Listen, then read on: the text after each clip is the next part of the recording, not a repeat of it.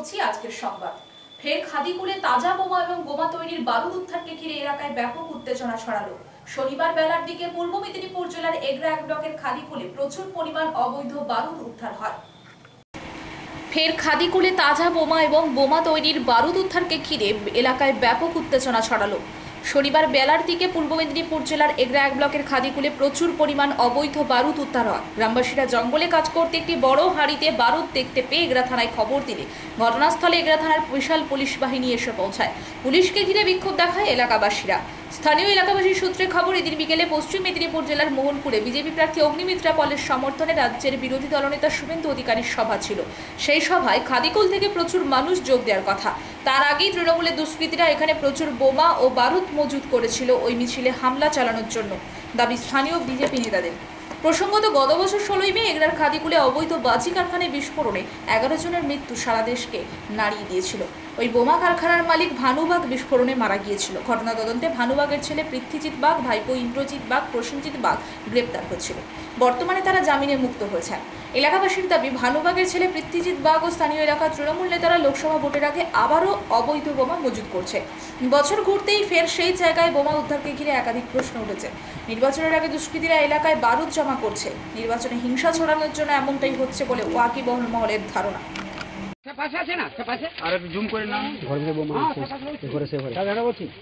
ঘরের ভিতর বোমা নেই, দুটো ঘরে। এবার ঘরের ভিতর সব কোন ঘর? ঘরের ভিতরে। এখানে নাম বলে দাও। হ্যাঁ, এটা হচ্ছে কই যে ইয়ার নাম কি? না, রঞ্জিত মিয়া। নামটা মানে কত নাম দিয়ে আমাকে কিছু কইবেন। বললাম তো পাওনি।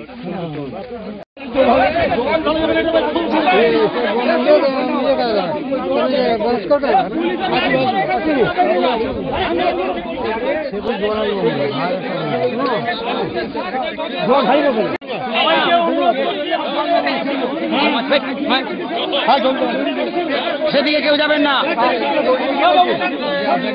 দূরে যাও, দূরে যাও।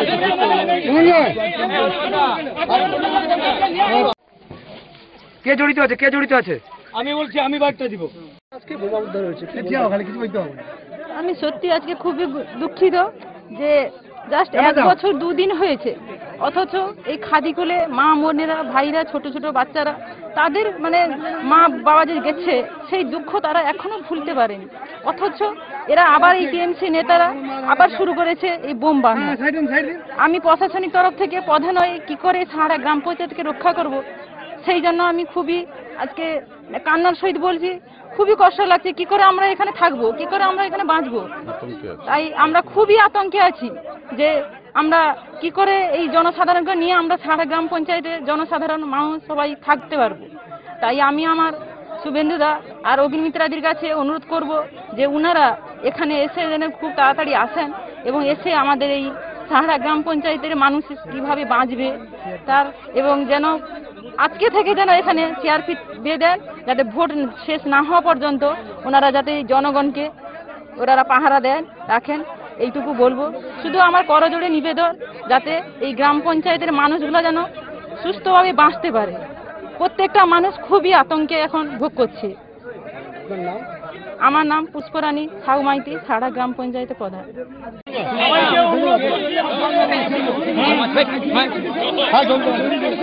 সেদিকে কেউ যাবেন না, দূরে যাও, দূরে যাও।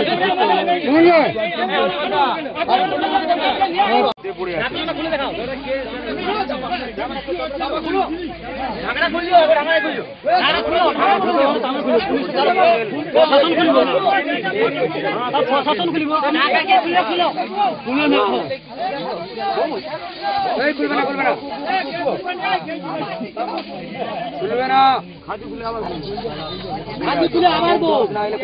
না, না, না, ব্লাস্ট হয়ে গেলে কি করবে? ডাঙরা উঠাও, তারপরে চাপা উঠে দিয়ে দিব।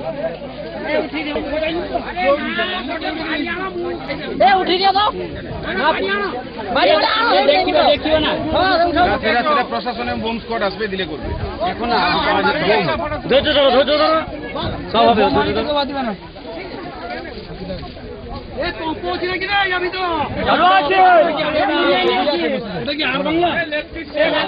এগরার খাদিকুলে আবার তাজা বোমা উদ্ধার। বিজেপি দাবি করছে যে তৃণমূল আশ্রিত দুষ্কৃতীরা সেই বোমা মজুত করে রেখেছে, কি বলবেন? খাদিকুলে বসন্ত ধামরিয়া বলে একজন বিজেপি কর্মীর বরজের মধ্যে একটা হাঁড়ি রাখা আছে, সেই হাঁড়িতে নাকি তাজা বোমা আছে বিজেপি বলছে। এখনো পর্যন্ত পাবলিক দেখেনি, সাংবাদিকরাও দেখেনি, তাহলে বিজেপি জানলো কি করে সেই হাঁড়ির মধ্যে বোমা আছে? তার মানে বিজেপি পরিকল্পিতভাবে তাদের কর্মীর বরজের মধ্যে বোমাটাকে সঞ্চয় রেখেছে যাতে করে নির্বাচনে তারা ব্যবহার করতে পারে। বিজেপির খাদিকুলে গতবারে পঞ্চায়েত নির্বাচনে বিজেপি সদস্যা জিতেছিলেন, এবারেও তিনি জয়লাভ করেছেন এবং তিনি ওই অঞ্চলের প্রধান হয়েছেন। এখন খাদিকুল যে গ্রাম পঞ্চায়েতের মধ্যে পড়ে সেই গ্রাম পঞ্চায়েত বিজেপির দ্বারা পরিচালিত, সুতরাং এটা তাদের একটা পরিকল্পনা সন্ত্রাস তৈরি করে নির্বাচনটা করা। কারণ খাদিকুলে তৃণমূল কংগ্রেস কর্মীরা যে জনসংযোগ কর্মসূচি করছেন কিংবা রাজনৈতিক কর্মসূচি করছেন তাতে তারা বুঝে গিয়েছেন যে খাদিকুল থেকে তারা লিড পাবেন না, তাই সন্ত্রাসের আবহে সন্ত্রাসের পরিবেশ তৈরি করে তারা নির্বাচনে যেতে চাইছেন, সেই জন্যে পরিকল্পিতভাবে ওখানে বোমা মজুত করেছেন।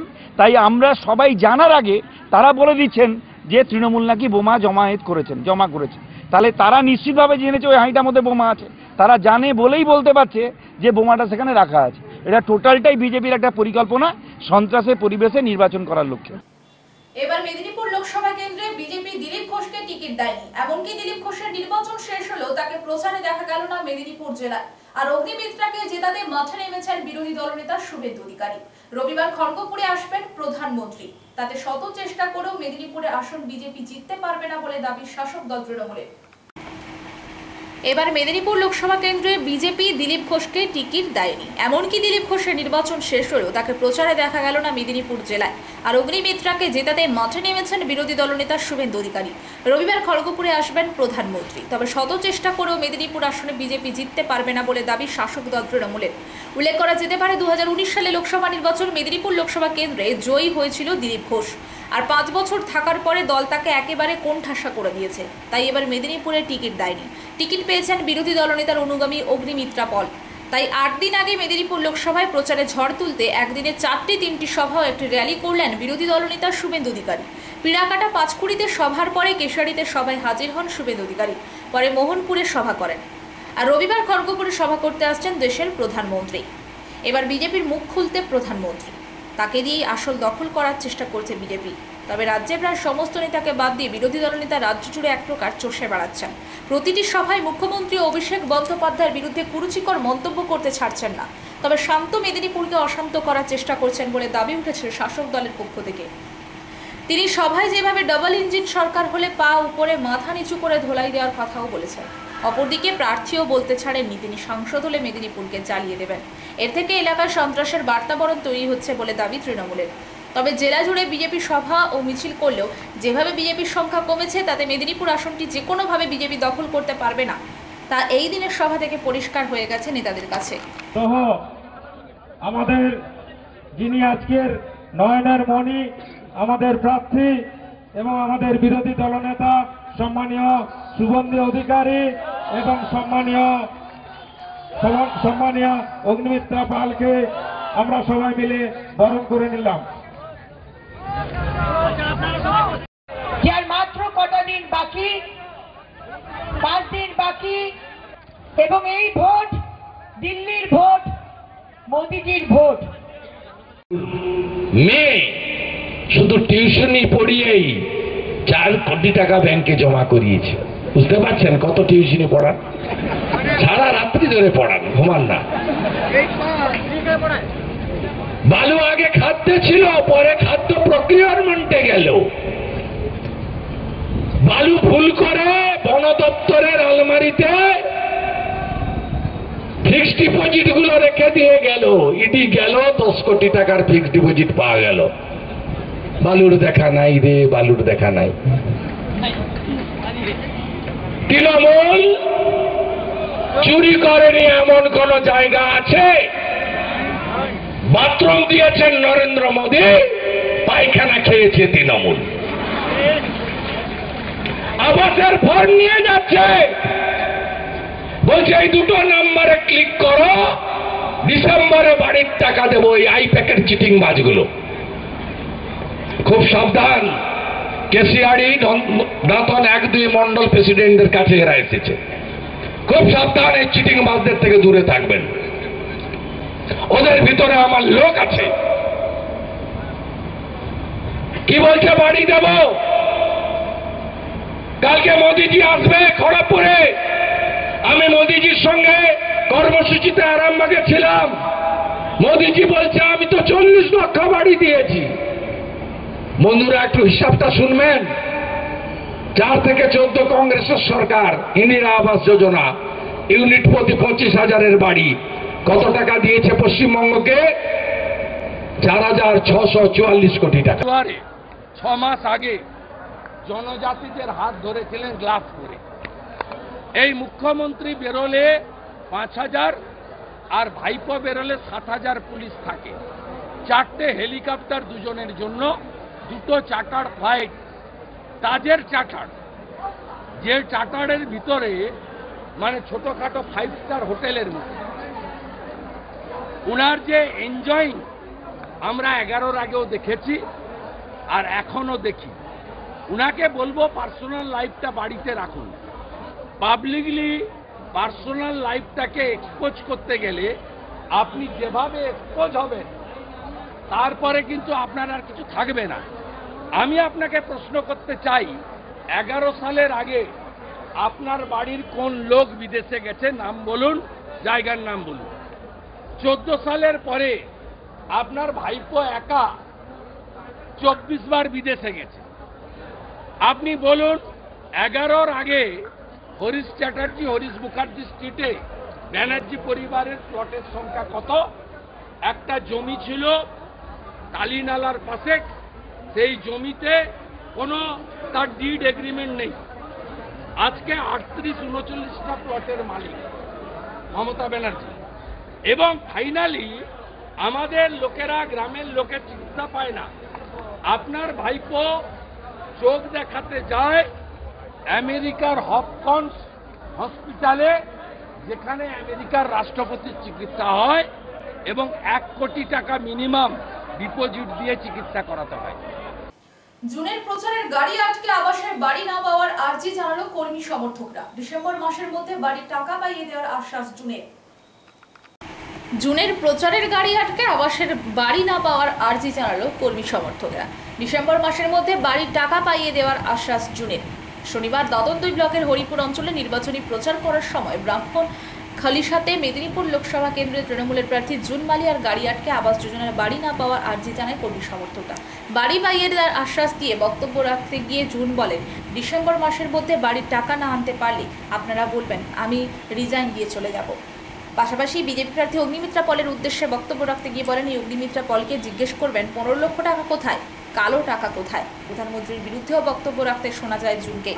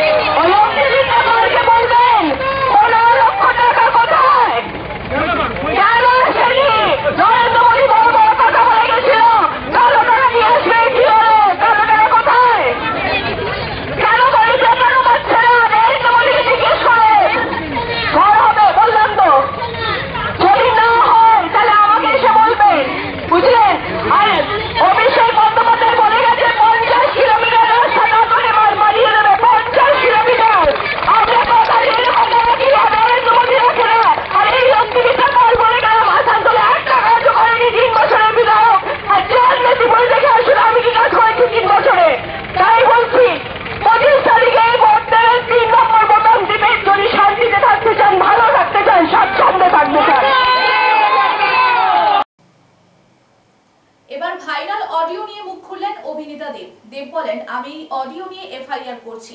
এই মন্তব্য দেবেন পাঁশকুড়ায় ভোট প্রচার করেন ঘাটাল লোকসভা কেন্দ্রের তৃণমূল প্রার্থী অভিনেতা দীপক অধিকারী। তিনি বলেন, সবঙ্গে যে ঘটনা ঘটেছে সেটা বিজেপির নিজেদের আভ্যন্তরীণ ব্যাপার। ভাইরাল অডিও যে ভাইরাল করেছি আমি আজকেই এফআইআর করছি। রাজনীতিতে এমন হয়ে গিয়েছে, কটু কথা বিজেপির ট্রেডিশনাল হয়ে গিয়েছে এবং বিভিন্ন প্রশ্নের মন্তব্য তিনি করেন পাঁশকুড়ায় এসে।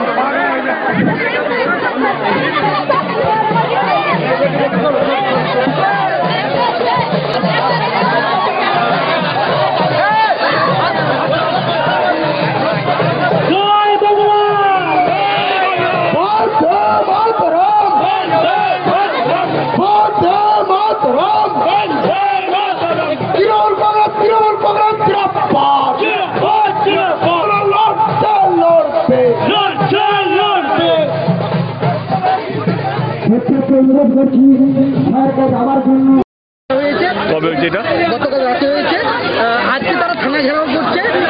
আমার কাছে কালকে যেটা খবর ছিল যে চবঙ্গে তাদের গোষ্ঠী দ্বন্দ্ব নিয়ে ঝামেলা হয়েছে, কে সভা করবে তাদের গোষ্ঠীর মধ্যে ঝামেলাটা হয়েছে এবং এখন যা দেখতে পাচ্ছি নিজেদের গোষ্ঠীর যে ঝামেলাটাও সেটা টিএমসির কাঁধে দিয়ে দিচ্ছে। আমাদের সবং, যেহেতু সবংয়ের নামটা তুমি নিলে, সবং খুবই শান্তিশীল একটা জায়গা এবং ওইখানে কোনো এই রকম আক্রমণ বা মার্শাল পাওয়ারের কোনো রাজনীতি হয় না। এখানকার মানুষ অনেক শান্তিপ্রিয় মানুষ, এটা নিজেদের গোষ্ঠী দ্বন্দ্বটাকে আমাদের ঘাড়ে দিয়ে দেওয়া হয়েছে। যেভাবে অডিও ভাইরাল বা বিভিন্ন কথাবার্তা চলছে, এটা কি রাজনীতি সম্ভব মনে করেন? এবারে আমার মনে হচ্ছে এবারে অনেকটাই সহ্য করেছি। আজকে আমরা একটা এফআইআর লঞ্চ করছি অডিও ভাইরালের জন্য এবং যারা যারা এর সঙ্গে যুক্ত আছেন তাদেরকে আমার মনে হয় চিহ্নিত করা উচিত। কারণ সন্ধ্যাবেলা কালকে বাড়ি ফেরার পর হিরণদা বলছিলেন যে তাহলে দেব ভয় পাচ্ছে কেন। আমি বলছি পুলিশ কেন, ইডি, সিবিআই, এফবিআই যে যে এজেন্সি আছে পৃথিবী জুড়ে তাদেরকে লাগিয়ে দিন এবং যারা যারা এই যে ভোট জেতা রাজনীতি যিনি করছেন হিরণবাবু থেকে আরম্ভ করে তার যে সঙ্গে সঙ্গে যারা আছে তাদেরকে আমার মনে হয় এবারে তদন্ত করে তাদেরকে চিহ্নিত করা হবে। এই যে ভুল প্রচার করা হচ্ছে এবং আমি কি বলবো, মানুষ জেতার জন্য এতটা নিচে নেমে যাচ্ছে, এটা শুধু রাজনীতি না, দেশ পিছিয়ে যাচ্ছে। নিজে যেখানে যাচ্ছে এখানে মানুষ হচ্ছে না, তোমরা নিজেও দেখতে পাচ্ছ। শুধু উচ্চবাচ্য কথা বলছে হেডলাইনে আসার জন্য এবং উল্টো পাল্টো ফেক অডিও ভাইরাল করছে। আমার সেটা এবারে বন্ধ হওয়া উচিত। আর এক সপ্তাহ বাকি নির্বাচনের জন্য এবং সমস্ত দলের কর্মীদেরকে বলছি, সে বিজেপি হোক, সিপিএম হোক, কংগ্রেস হোক এবং আমার দল হোক, ঘাটালটাকে আমরা শান্তিপ্রিয়ভাবে নির্বাচন করব। আমিও যদি উল্টো পাল্টা কথা বলি আমার কথাও শুনবেন না। ঘাটাল ভদ্রলোকের বাস করা একটা এখানে আক্রমণ, পাল্টা আক্রমণ এইসব চলে না। আমরা আবার দেখিয়ে দেবো, দুবার দেখিয়েছি কে ভালোবাসা দিয়ে জেতা যায়, তৃতীয়বারের জন্য দেখিয়ে দেবো কে ভালোবাসা দিয়েই জেতা যায় ঘাটালটাকে। ময়নার বিজেপি নেতা বিজয় কৃষ্ণ ভূঁইয়া খুনের তদন্তে বাক্সায় পৌঁছালো এনআইএ। গত 5 এপ্রিল হাইকোর্ট নির্দেশ দিয়েছিল ময়নার বিজয় কৃষ্ণ ভূঁইয়া খুনের এনআইএ তদন্তে। বিজয় কৃষ্ণ ভূঁইয়া খুনের তদন্তে বাক্সায় পৌঁছলো এনআইএ। গত 5 এপ্রিল হাইকোর্ট নির্দেশ দিয়েছিল ময়নার বিজয় কৃষ্ণ ভূঁইয়া খুনে এনআইএ তদন্তে। প্রসঙ্গত গত 1 মে 2023 সালে খুন হন বিজেপির বুথ সভাপতি বিজয় কৃষ্ণ ভূঁইয়া। অভিযোগের তীর ছিল তৃণমূলের দিকে। চার্জশিটে প্রায় 47 জনের নাম আসে। এর মধ্য থেকে গ্রেপ্তার করা হয় 9 জনকে। পরে 5 জন জামিনে মুক্ত হন। হাইকোর্টের নির্দেশের পরে গতকালকেই রাজ্যের বিরোধী দল নেতা শুভেন্দু অধিকারী জানিয়েছিলেন এনআইএ আসতে চলেছে ময়নায়। সেই মতো এনআইএ 4 অফিসার শনিবার আসলো ময়নার বাগচায়। ময়নায় বিজয় কৃষ্ণ ভূঁইয়ার যে স্থানে খুন হয়েছিলেন সেই স্থান ঘুরে দেখলেন তদন্তকারী দলটি এবং এদের মধ্যে একজন অফিসার কথা বললেন নিহত বিজয় কৃষ্ণ ভূঁইয়ার স্ত্রী লক্ষ্মী ভূঁইয়া এবং তার পরিবারের সাথে।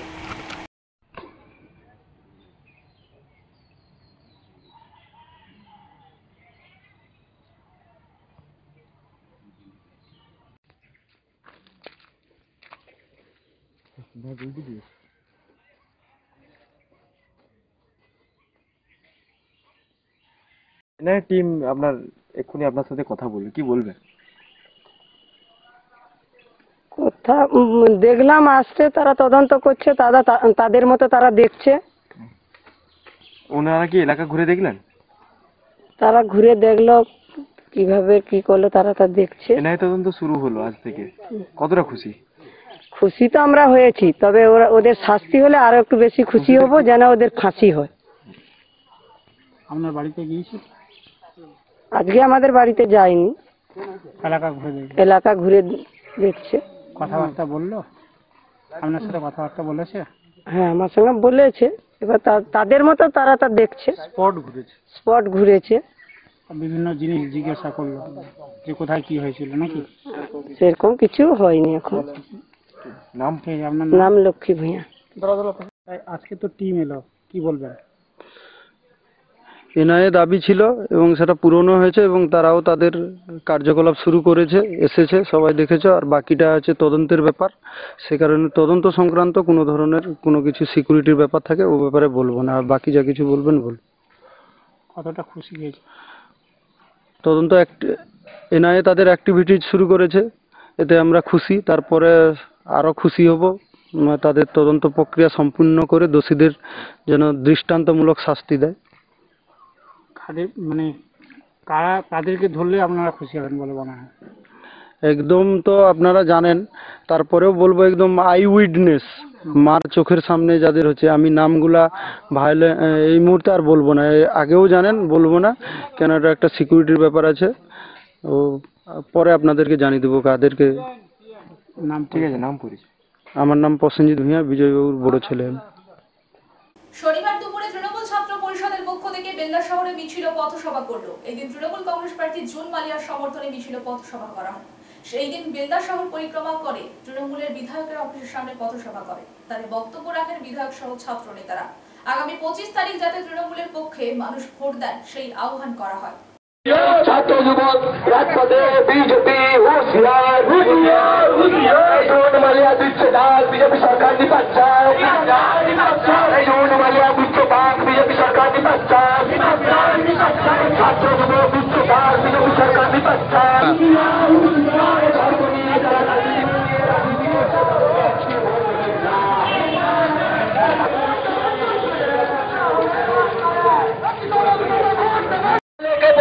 জোড়াফুল চিহ্নে ভোট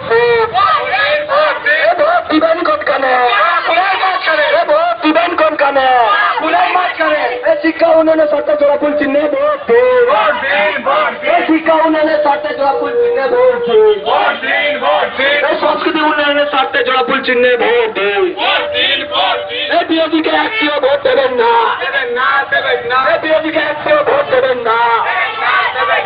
জুন মালিয়া দিচ্ছে ডাক, বিরোধী সরকার নিপাচ্ছায়, দেবেন না, এই জুন মালিয়া দিচ্ছে ডাক, বিরোধী সরকার নিপাচ্ছায়, ছাত্র যুবক দিচ্ছে ডাক, বিরোধী সরকার নিপাচ্ছায়, ছাত্র যুবক রাজপথে, বিজেপি হুঁশিয়ার, ছাত্র যুবক রাজপথে, বিজেপি হুঁশিয়ার, ছাত্র যুবক রাজপথে, বিরোধী সরকার নিপাচ্ছায়।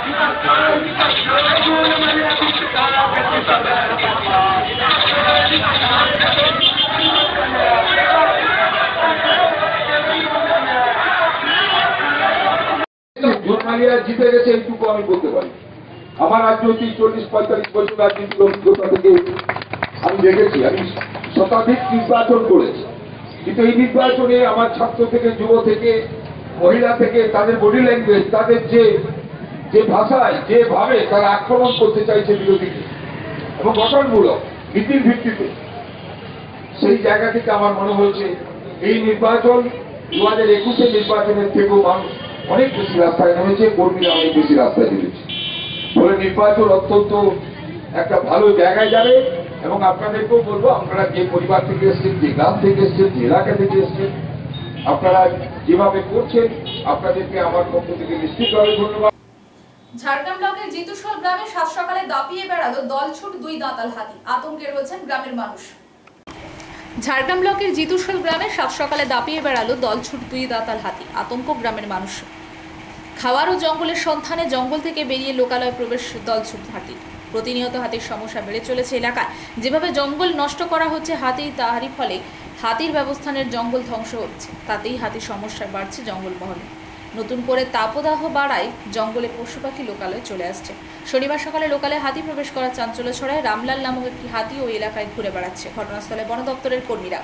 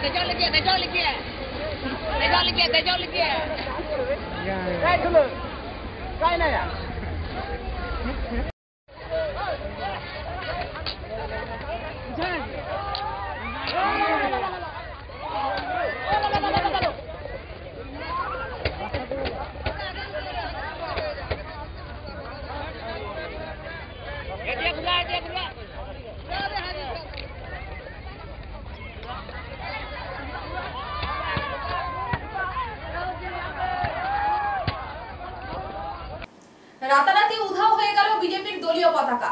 ঝাড়গ্রাম লোকসভা কেন্দ্রে তাই নিয়ে শুরু হয়েছে তুমুল রাজনৈতিক তরজা। রাতারাতি উধাও হয়ে গেল বিজেপির দলীয় পতাকা। ঝাড়গ্রাম লোকসভা কেন্দ্রে তাই নিয়ে শুরু হয়েছে তুমুল রাজনৈতিক তরজা। ঝাড়গ্রাম জেলার বিকপুর 1 নম্বর ব্লকের সিজুয়া অঞ্চলের কুয়াপাড়া এলাকায় ঝাড়গ্রাম লোকসভার বিজেপি প্রার্থী প্রণোদ টুডুর সমর্থনে একাধিক জায়গায় লাগানো হয়েছিল বিজেপির দলীয় পতাকা। সেই পতাকা রাতারাতি এলাকা থেকে উধাও হয়ে যায়। বিজেপির অভিযোগ তৃণমূলের বিরুদ্ধে। এই ঘটনায় ব্যাপক উত্তেজনা ছড়ায় এলাকায়। সেই উত্তেজনা সামাল দিতে পুলিশ এলাকায় গেলে তাদের সঙ্গে বচসায় জড়ান বিজেপির কর্মীরা। বিজেপির অভিযোগ অবশ্য মানতে নারাজ ঘাসফুল শিবির। এদিন বিজেপির এই অভিযোগে তৃণমূল বিধায়ক দেবনাথ হাঁসদা বলেন, এই মুহূর্তে তাদের যা পরিস্থিতি, সারা দেশে ওদের ঝান্ডা থাকবে কিনা সেটাই হচ্ছে ব্যাপার। তৃণমূল কংগ্রেসের এই ধরনের নোংরা কাজের সঙ্গে জড়িত থাকে না। ওদের পায়ের তলার মাটি নেই, তাই অপরকে দোষারোপ করাই কাজ।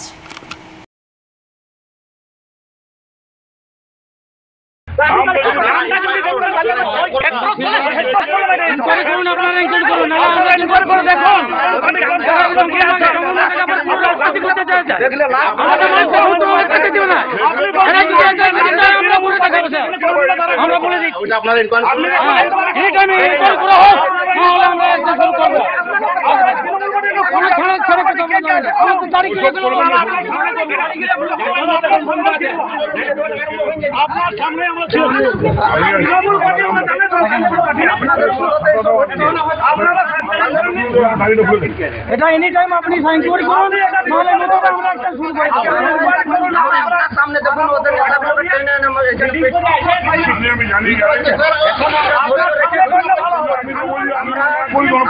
আমি জানি ডেকে থানাতে ডেকে সম্মান করি, আপনাদেরকেও সম্মান করি। এই জন্য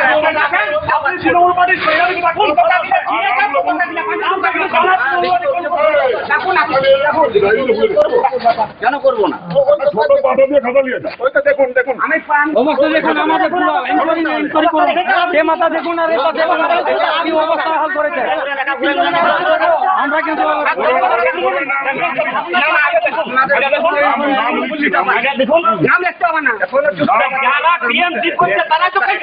এই মাথার থেকে আমাদের মানে কি ভয় ধরেছে বলে তো করছে। ভয় তো ধরেছে, সেটা বুঝতে হবে তো। আমার রাজ্য কথা এই নামটা বলো।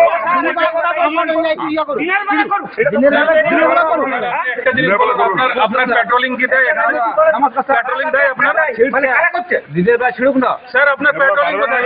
দিনের বেলা কখনো স্যার আপনার রাস্তায় পেট্রোলিং করবো আমরা।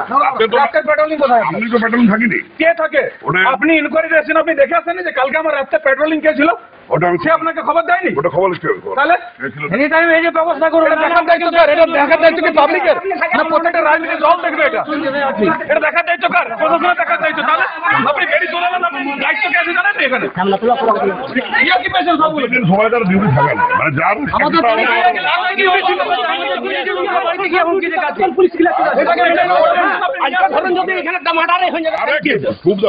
নমস্কার স্যার, বলছি স্যার ওই মানে একটা অপরাধ করে দিয়েছে তারা বলছে ফাঁকি উপায় করবো। আমি যখন এরকম করবেন না, আপনারা নাম দেন, আমি দেখছি ওইটা না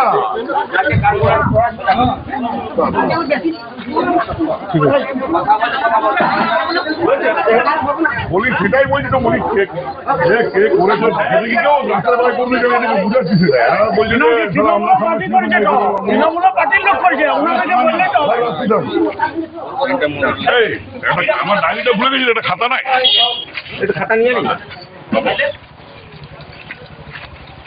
বড় বড় নেতা শুনুন আমাকে যেটা বললো সভাপতিরা বললো কে করেছে সেটা কে দেখেছে বা কে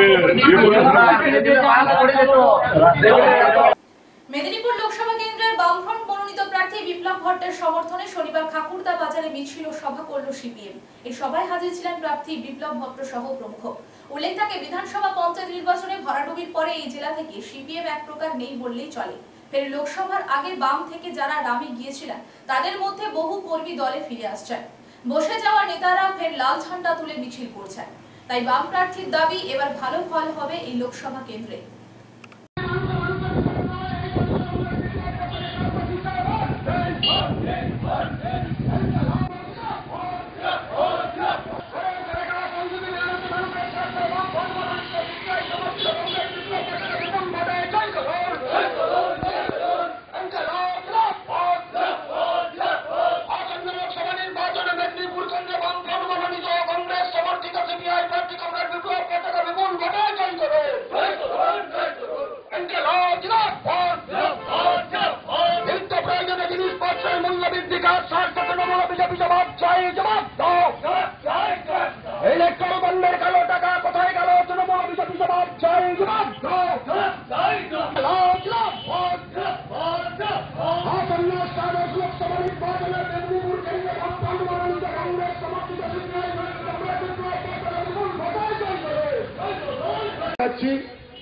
ইলেকট্রনিক্স মিডিয়া টাকা নিল, প্রিন্টিং মিডিয়া টাকা নিল,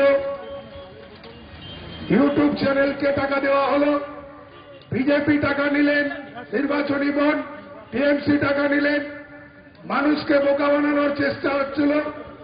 মানুষ ধরে ফেললেন 4 তারিখ বিজেপির আর ক্ষমতায় আসবে না।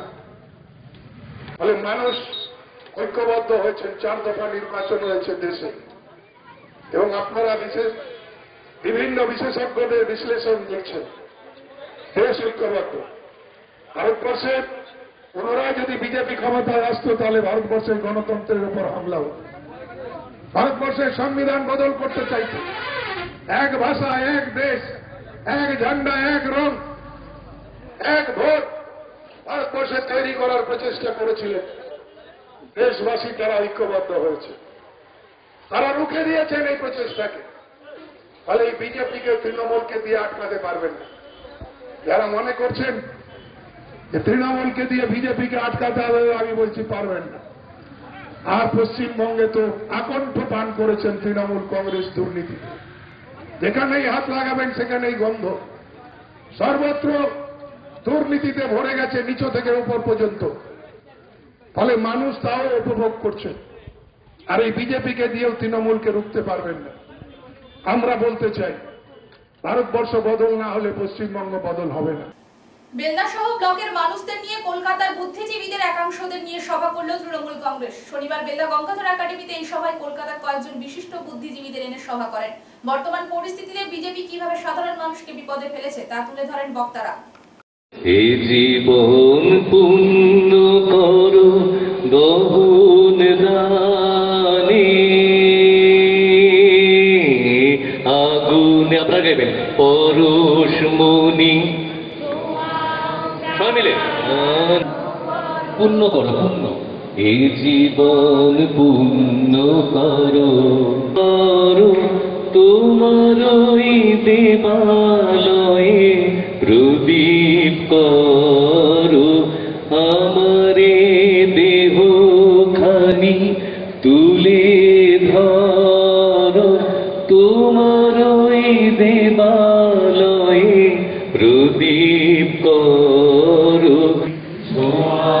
প্রাণে আধারের গায়ে গায়ে পরশ সারা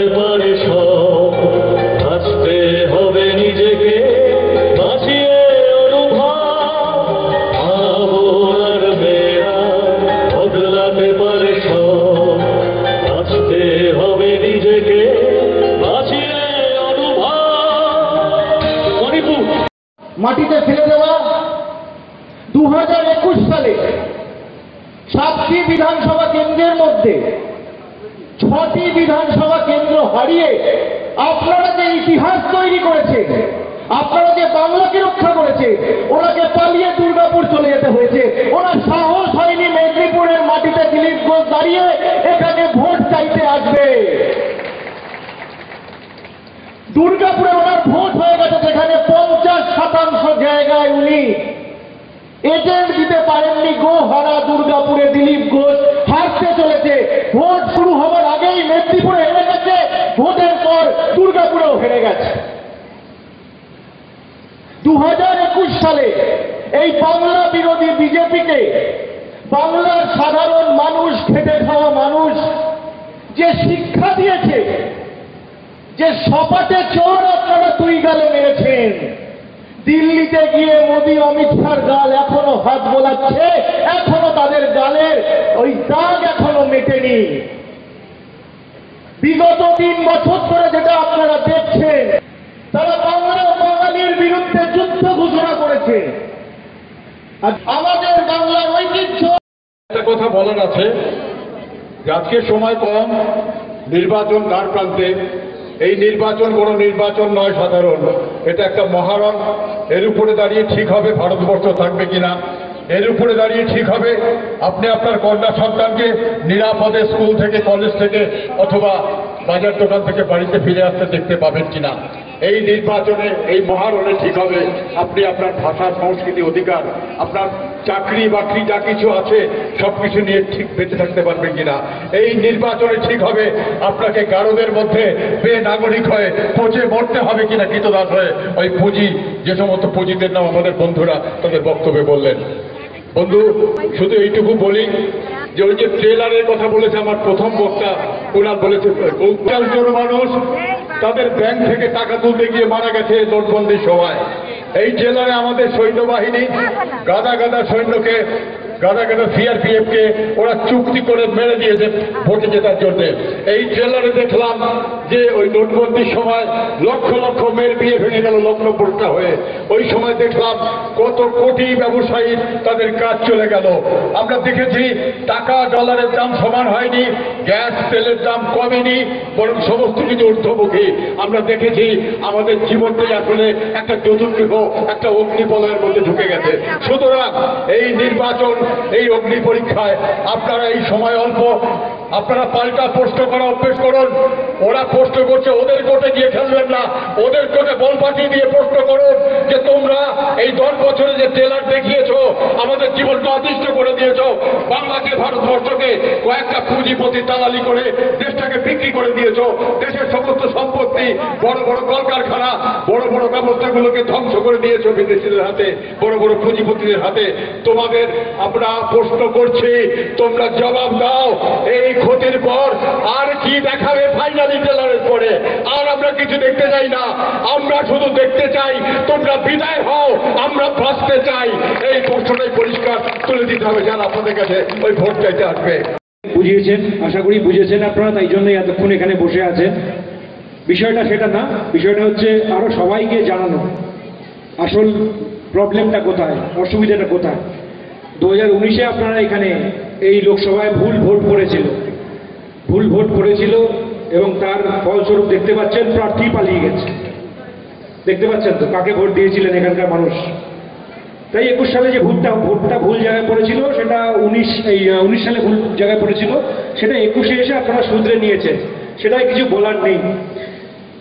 কিন্তু প্রবলেমটা কোন জায়গায়, মাঝে মধ্যে দেখবেন ফোনে মেসেজ আসে আপনি লটারিতে 25,000 টাকা জিতে গেছেন, তার জন্য কি করতে হবে, 2,000 টাকা পাঠান।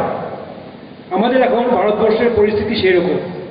বলেছিল মোদী সরকার 15 লাখ টাকা দেবে, পেয়েছেন কি? সবাই পেয়েছেন তো?